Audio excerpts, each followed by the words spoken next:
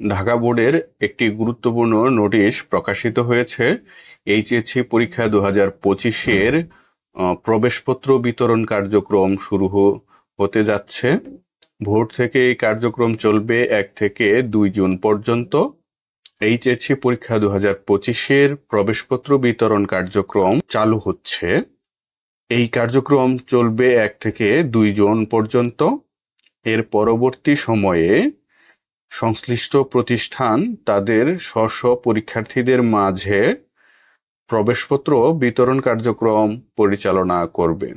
এখানে গুরুত্বপূর্ণ যে বিষয়টি সেটি হচ্ছে প্রবেশপত্রে কোনো ত্রুটি থাকলে সেটি সংশোধনের সময় দেওয়া হয়েছে 15 জুন থেকে 22 জুন পর্যন্ত। উক্ত সময়ের মধ্যে পরীক্ষার্থীর নাম, পরীক্ষার্থীর পিতা ও মাতার নাম, রোল নম্বর, রেজিস্ট্রেশন নম্বর, ভুলের বিবরণ এবং সংশোধিত হয়ে যা হবে তা উল্লেখ করে বোর্ডের উপ পরীক্ষা নিয়ন্ত্রক উচ্চ মাধ্যমিক বরাবর জমা দিতে হবে।